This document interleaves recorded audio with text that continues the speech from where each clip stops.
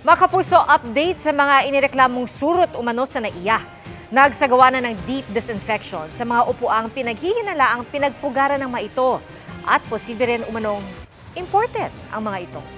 Tinutukan niya ni Marie Zumal.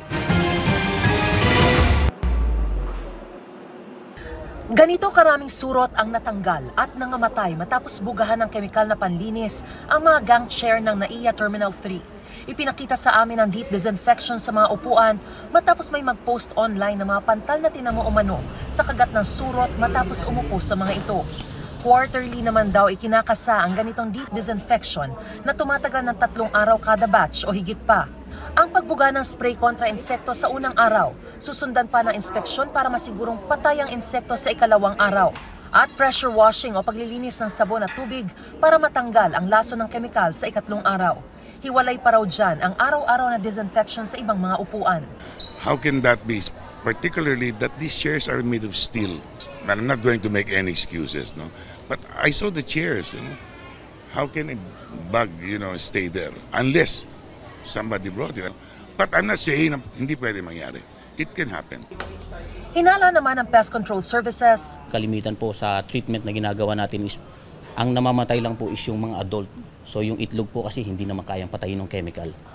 Kaya po nagkakandak tayo ng quarterly treatment. Ayon pa kay Bunyo, mukhang hindi galing sa Pilipinas ang mga nakitang surot. Compare po dun sa mga surot na meron tayo dito, mas malalaki po siya. Kalimitan po, for example, dun po sa mga bagahe or dun sa mga pumapasok sa atin, possible po is bagahe or yung mga gamit na dala galing ibang bansa papasok sa terminal. Sa ngayon ay naghihintay pa ang pamunuan ng NAIA na rekomendasyon mula sa Pest Control Services kung meron pang karagdagang paglilinis na maaaring gawin habang hinihintay yung susunod muling schedule ng deep disinfection para sa nauna ng nilinis na batch ng mga upuang ito. Tuloy raw ang investigasyon ng pamunuan ng NAIA na handa rin daw sumagot sa gastos na dulot na pagkagat ng mga surot. We would like to apologize for the inconvenience.